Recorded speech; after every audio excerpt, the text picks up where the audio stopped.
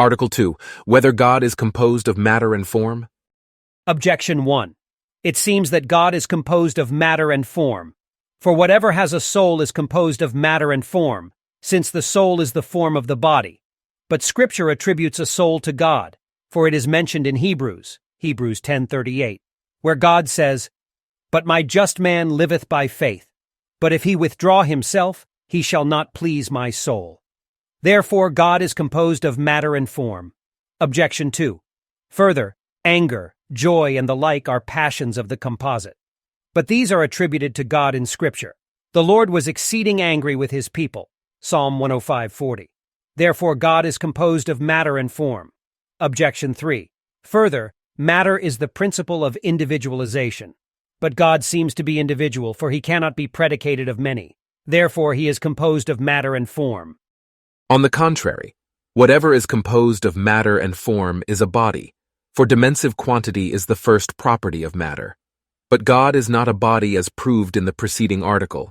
Therefore he is not composed of matter and form. I answer that it is impossible that matter should exist in God. First, because matter is in potentiality. But we have shown, question 2, article 3, that God is pure act, without any potentiality. Hence, it is impossible that God should be composed of matter and form. Secondly, because everything composed of matter and form owes its perfection and goodness to its form, therefore its goodness is participated, inasmuch as matter participates the form. Now the first good and the best, viz. God, is not a participated good, because the essential good is prior to the participated good. Hence, it is impossible that God should be composed of matter and form. Thirdly, because every agent acts by its form, hence the manner in which it has its form is the manner in which it is an agent. Therefore, whatever is primarily and essentially an agent must be primarily and essentially form. Now God is the first agent, since he is the first efficient cause. He is therefore of his essence a form, and not composed of matter and form. Reply to objection 1. A soul is attributed to God because his acts resemble the acts of a soul, for that we will anything is due to our soul. Hence what is pleasing to his will is said to be pleasing to his soul. Reply to objection 2. Anger and the like are attributed to God on account of a similitude of effect.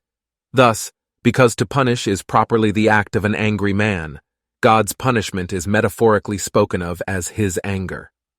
Reply to objection 3. Forms which can be received in matter are individualized by matter, which cannot be in another as in a subject since it is the first underlying subject, although form of itself, unless something else prevents it, can be received by many. But that form which cannot be received in matter but is self-subsisting is individualized precisely because it cannot be received in a subject, and such a form is God. Hence it does not follow that matter exists in God.